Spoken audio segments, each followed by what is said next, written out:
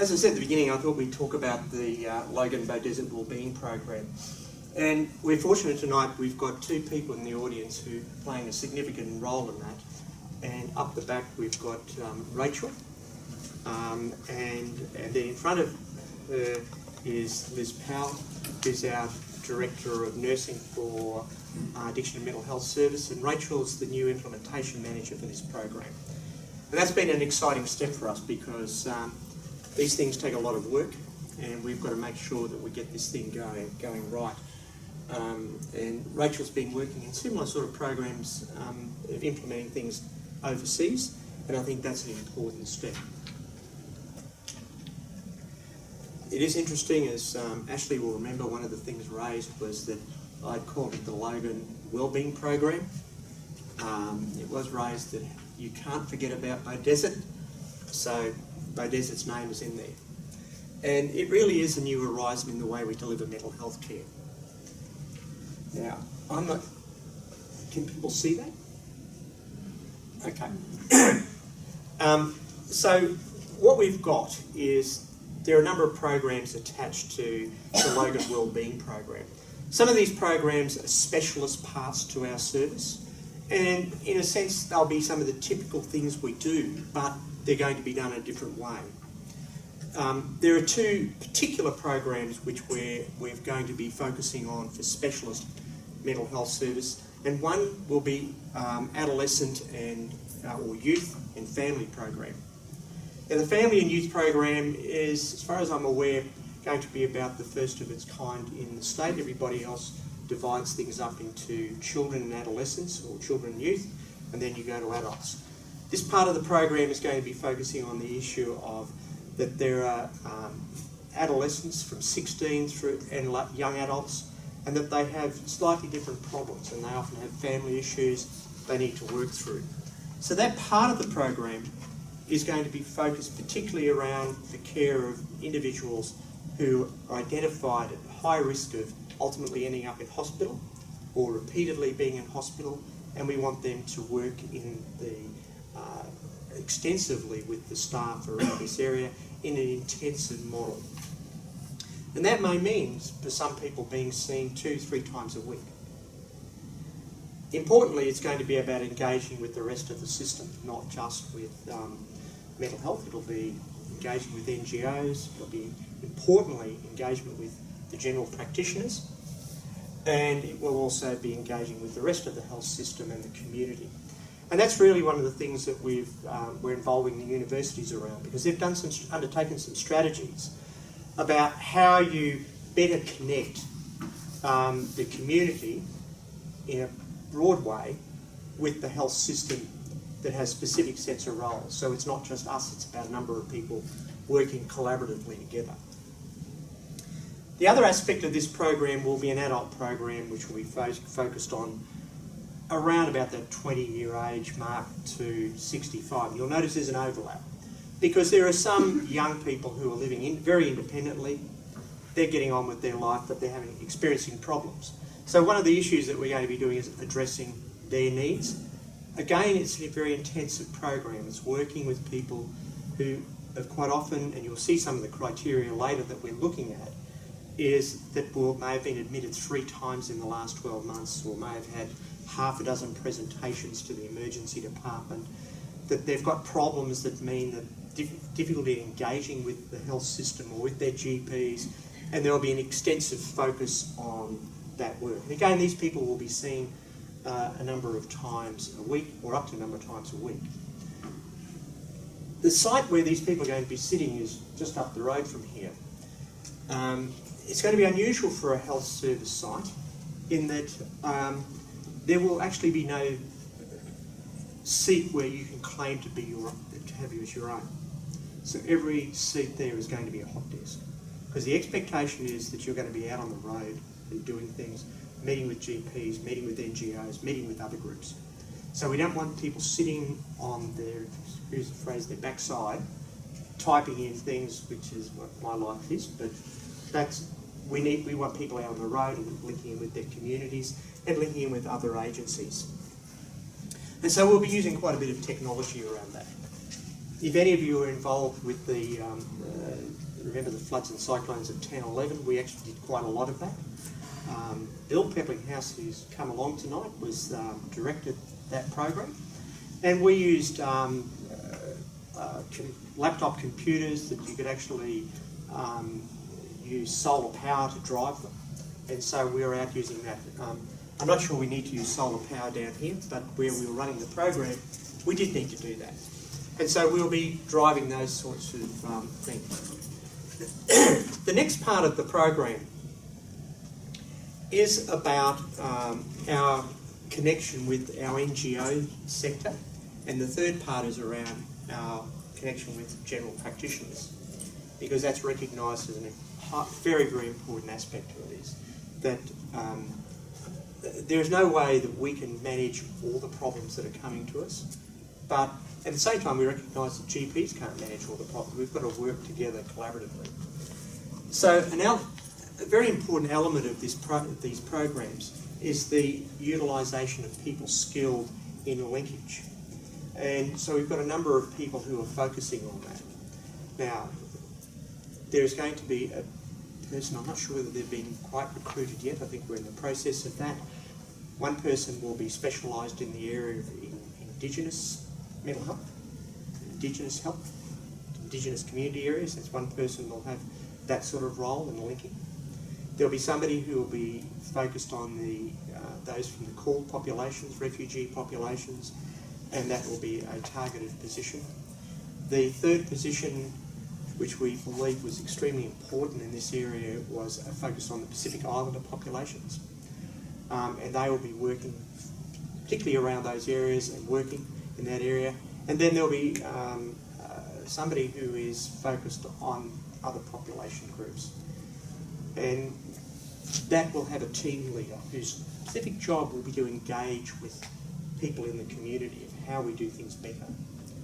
Now, one of the important things I emphasise with this is that we don't have all the answers to how to resolve all the things that are occurring. We will need to be working together, and that's why we've got a team of people, which includes Rachel Wilby, and we've got some other people who are specialising in certain areas, and we need to implement this properly.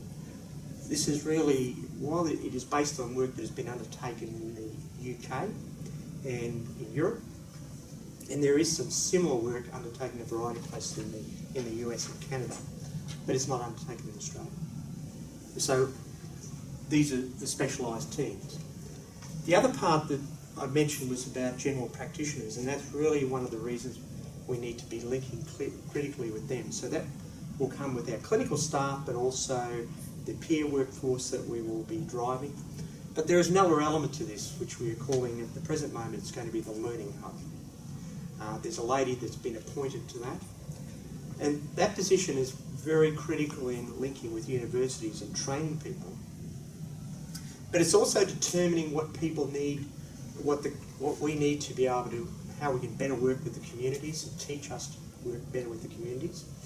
But also what things we need to provide in the community as in a learning environment, so that we can provide better education to NGOs, general practice, other treatment groups, so we can work more effectively with them, but also provide supports for them. So it's going to be an important element to that. These teams of people that, as I said, there will be nursing staff, particularly one of the other things that we've focused on is development of drug and alcohol workers, and they will be specific individuals who will work within these teams. Again, I think that's probably a pretty new thing for us, in that up until recently everything was separate. We've gradually brought things together and people are working more collaboratively, but now what we're going to do is embed somebody with those particular skills into a clinical service that has a focus in a broad way and going into the community, but it's about education, all sorts of things that will be working in there. And I think that is, again, a big step for our organisation.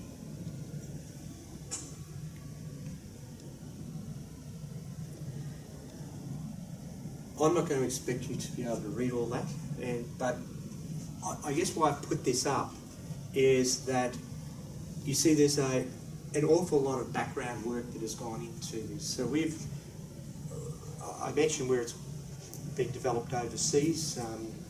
One of the things I did last year was go and meet up with people who began to develop this over in the UK. And we talked about the programs to make sure we were sort of on the right path. We looked at the literature around what we needed, and really the issues were about how we can better, if people are in crisis, we can get in and work with them. If people are gradually moving out of the system, we can work better with them. And the other part is how we ensure that we use best practice care to work within the community. Because again, it's an interesting thing in mental health that if you look in a variety of areas, there's a study that was done a few years ago that looked at the role of experts in the delivery of mental health care. And they surveyed these experts, and they found that 70% of the experts actually didn't deliver best practice care, even though they were supposed to be the experts in it. They chose another way of doing things, which seems rather odd when you think that we know how to look after anxiety disorders, how to look after responses to trauma, but they seem to do things differently. And so one of the things we want to make sure our staff are working on the goals of delivering best practice care. And it's been proved that if you do that, you actually do get better outcomes, and how we deliver that to people.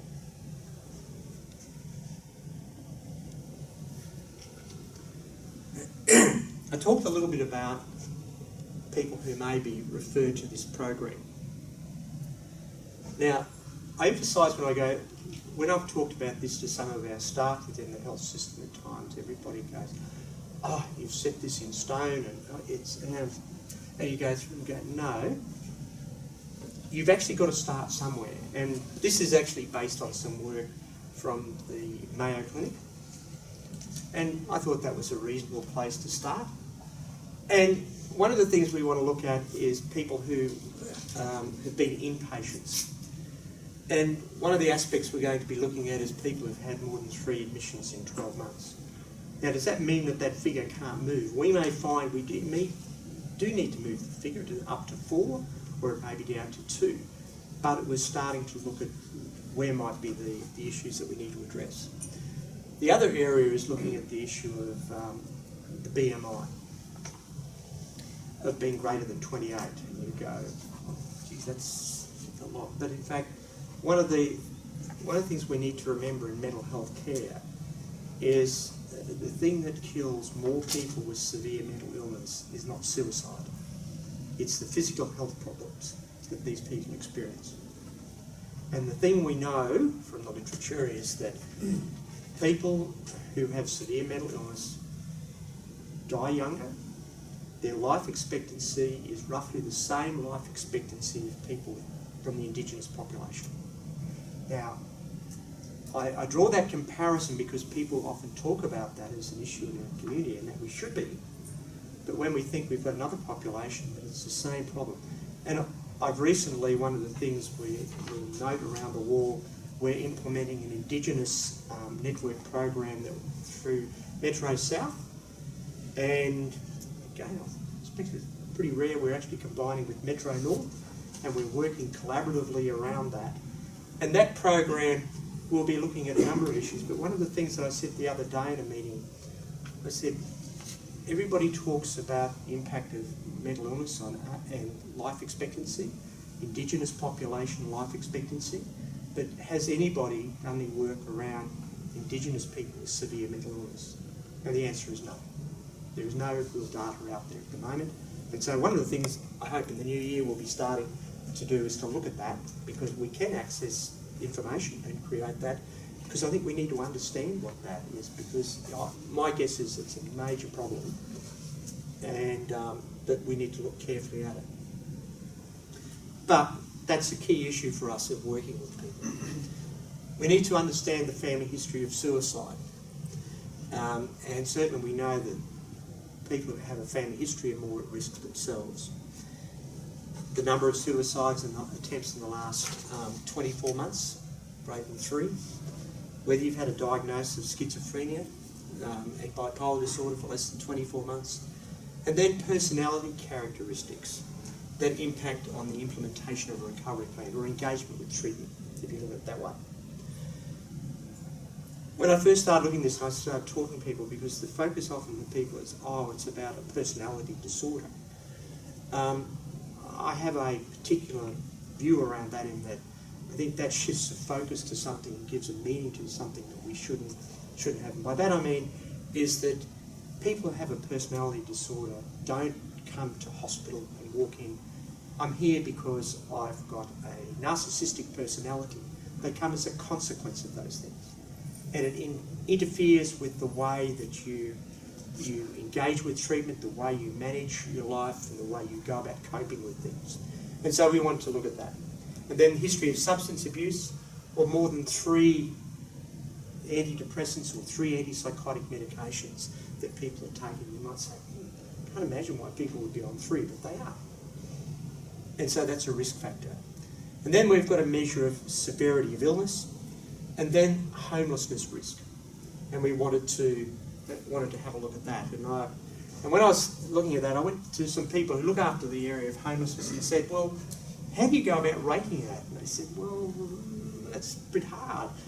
But we all know that if somebody's got a high risk, we'll know roughly what we're talking about. If they've got no risk. And so we've allocated a scoring to that. And then what we've said, that if you've got a total score out of all that of 5 or more, you'll be referred for assessment. Now that doesn't mean that you'll come into the program, because some people don't want it, and that's a choice they make. But we'll make an assessment, and then we'll be developing a treatment plan. We've also done something similar for the community. The only change there is really the number of presentations to the emergency department, 6 or more in 12 months. I suspect that figure's probably a little high. Looking at some data that I received this afternoon about the number of people who present frequently to the emergency departments, we often think there's a lot of people, but in fact over the last month across the whole of Metro South, in terms of mental health or drug and alcohol diagnoses, we've had 6 people who have presented more than, I think it's more than 3 times. So the numbers are not as great as we think, but we think it's an important one to look at. And again, it's the same thing. If you go 5 or more, you get referred. You can make a choice to be referred. So how do we go about looking after or engaging with these people? So one of the things we recognise, mental health care is a very broad issue for people. Yes, we know there is the symptoms of mental illness, but the symptoms are one part. People are affected in a lot of things. It's their family get affected, and certainly that was the message we got at Beaudesert the other week. It was about families being affected. We know there are difficulties in adjusting within communities. They have difficulties with coping with stresses that are going on around them. So job losses, family disruption, other problems, marital breakdown, all those things that are occurring. And then it's about looking at what their social supports are. So there's a very broad picture, and the other part is about their culture and their religion. And we need to take all those things into account because they're extremely important areas. The other aspect that we'll be looking at is their living situation. So it'll be about housing, finance, their lifestyle, occupation.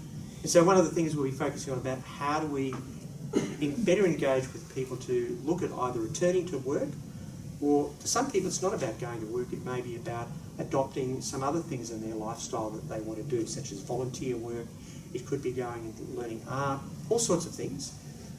Often we get things said to us, oh, it's about the number of people we get back into the workforce. But for some people it's not the workforce, it's about other ways of enjoying their life, achieving fulfillment in their life. The fourth aspect we're going to be looking at for people is their cognitive function. One of the things about severe mental illness is the more frequently you have it and the longer duration of your illness, the greater the impact on your cognitive function. And so your intellectual function starts to diminish. And so they're one of the things that we'll be working with people. We've got specific programs. And then the other aspect is looking at other problems such as physical disability, intellectual disability, substance use, misuse and substance abuse and dependence, and then also importantly for us is the side effects of drugs that we give people. Because we need to remember that the drugs we prescribe do have side effects. And that's why one of the issues about the number of psychotropic medications you're on, because if you take more than 2 psychotropic medications, the likelihood of you having cardiac disease is, if my memory serves me correctly, it goes up by about between 25 and 50%. So we need to be aware of that. And can we actually better manage these situations? So as you can see, it's a pretty broad approach. And it's one of the reasons why we want people who are not necessarily clinicians who will be working with people. And I know I've said it a few places in terms of, and what I'm very keen around is Indigenous populations. When I worked down south, is that one of the things that we ran was a surfing program for young males.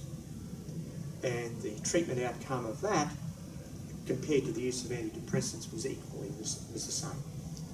So there isn't a lot of surfing that we can do around here, but there are other things. And one of the other programs we ran is sort of, it was almost like a back to country program where we had young people going with their elders back out into the areas where they lived and learning about their culture and doing things. And again, when we looked at the outcomes were equally as good as if you took some antidepressants.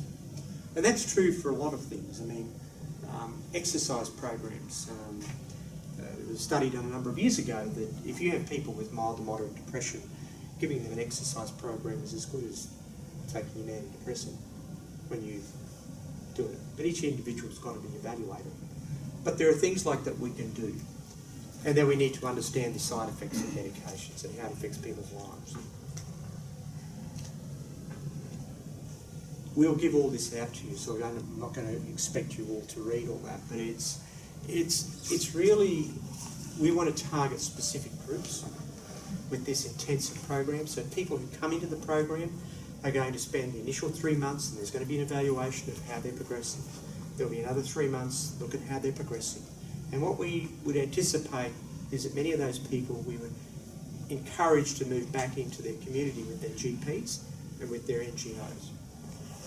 Some people may need to go on for a bit longer, and we'll evaluate that and work with those groups. But this is not a program that you're there for life. It's a program about working to get people back into their communities, engaged with the communities. Most people we anticipate will be about 6 months. We need to make sure it's well integrated with the rest of our services. And it is about individuals, but it's also about the team working as a team. It's one of the discussions we've had with the team. So the child or the youth and family program will, I think, be running out of the same office as the adult program, and they'll have to be meeting each week because we know there's going to be an overlap. And so they're going to be engaged at that level. And the expectation is to work it that way. This program will ultimately go to extended hours. The plan, and we're trying to look at how we run that, because there are issues obviously of safety of people being out and about, but what we want to do is extend the hours and have availability, for example, either on Saturdays or Sundays. So we'll be working towards that area. And as part of this is working towards engagement to meet the needs of after hours, but also so we can actually better link with NGOs and develop those processes, because we see that is important, and also I hope will lead on to develop more alternative to admission programs. Some of you may be aware we have a program that we support with Caracan, Acmina House, where we have people who have left hospital, they leave hospital earlier, or they don't have to go into hospital. We have another one at Norton Street at Upper Mount Gravatt with Brook Red, where people can go in there if they need to when they're leaving hospital or before to prevent them going to hospital. And we want to develop more of those programs, and we've been talking with one of the organisations in the room tonight about providing that. And that will further reduce the need for some of our hospital beds, because I think we put a lot of money into running hospital beds, but we don't put enough into the community, and that's where we want to put our funds if we can. And one of the important aspects for us will be evaluating the outcome of this program, because it's a unique program for Australia.